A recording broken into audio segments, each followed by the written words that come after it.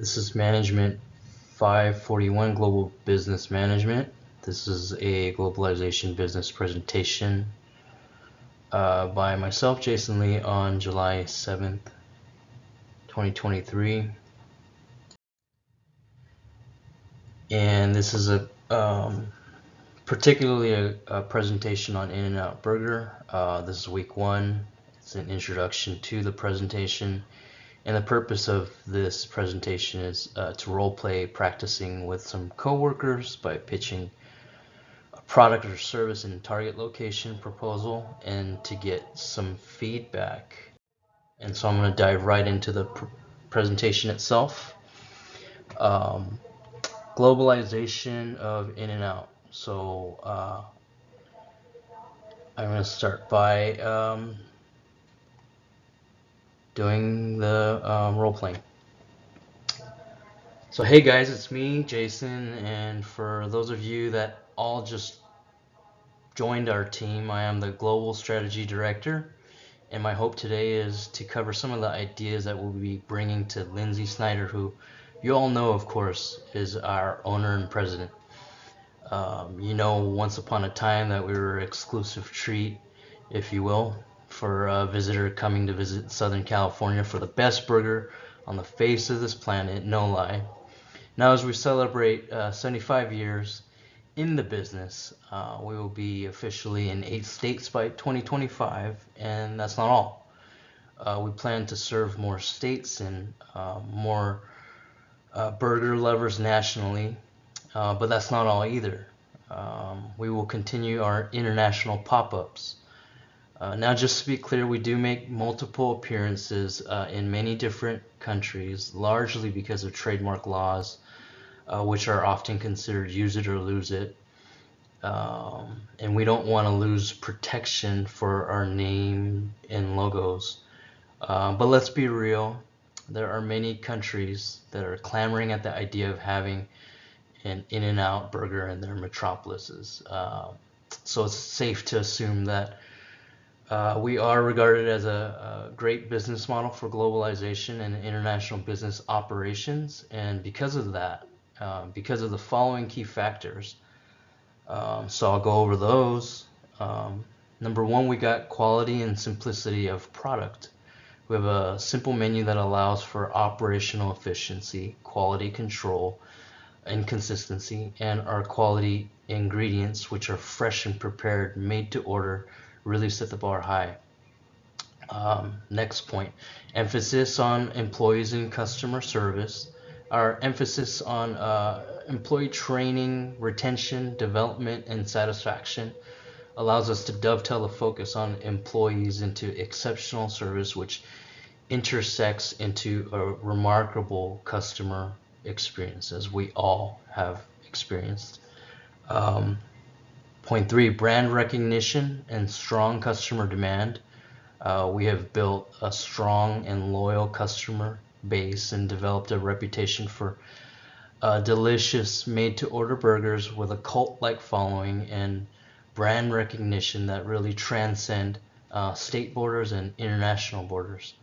And by that I mean in the globalization of food, you know, as more and more people travel cross-culturally, there is exposure to different foods from around the world, and franchises make their way to international marketplaces. And the growing desire for Western flavor and American influence is something that is a lot more accepted nowadays. Lastly, I'll go over rigid supply chain management. So why do we globalize In-N-Out? The rigid supply chain management is is one of the key things. The fact that we are extremely disciplined in the planning approach and execution of supply chain operations and management in order to have an all-around consistent product helps us to ensure that we would not compromise and we would ensure sourcing quality and quality ingredients and forming reliable distribution channels, even in the context of being far away from our flagship distribution regions. So with all that said, let's consider having some some discussions about prospective locations, um, and how a global business operation would look like overseas.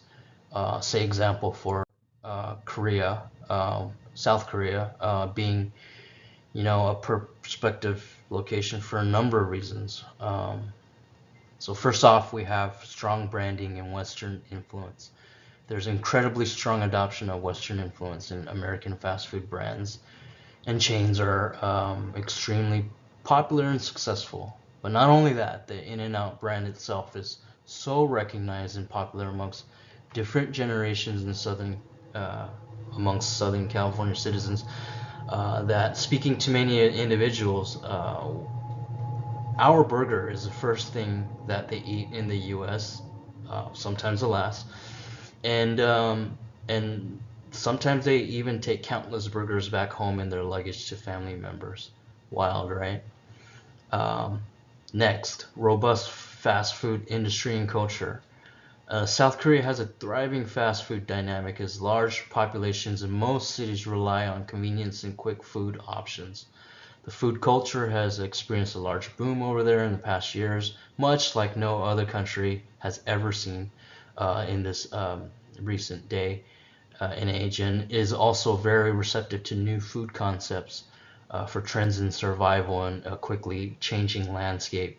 Um, and because In-N-Out is made to order and still fast food, it would be a very popular choice. Next, increased demand for quality.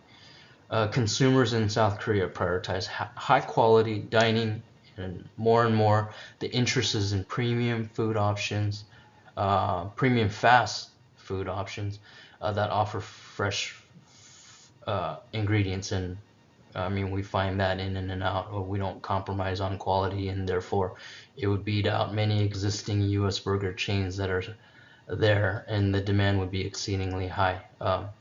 Next, technology, social media, and pop culture. So we'll go over those next 2 points. Um, South Korea is globally renowned for its technological advancements, especially with smartphones and different platforms. It is a highly connected society with a strong presence on social media, blogging, pop culture, messaging, has elaborate online ordering networks, rapid delivery services, and digital marketing. Um, Over the years, they have developed an affinity to American culture with a fascination and loyalty to brands, particularly in food, clothing, music, entertainment. And so American fast food is a significant part of the Korean pop culture and media. And because of all of these factors, there would be rapid word of mouth advertising, marketing, and the buzz is bound to generate a lot of excitement among the masses. So, with all of this said, and we'll also, you know, understand that they have a expanding middle class, we will continue to research thoroughly in this area, as I think we have a case to be said. Number one, about In-N-Out expanding globally, and number two, about South Korea being a prospective target location. So we'll go on and say, at this point, uh, next steps should be, products and services, analyzing those locations and targets, analyzing those even further, granularly. And then we'll hop into political, economic, and legal influences, ethical considerations, CSR, and then we'll go into the globalization strategy, supply chain, and marketing, along with the ethical and religious considerations. And we'll see if we garner some support in this area. So that's all I have for now. Thanks for listening, team.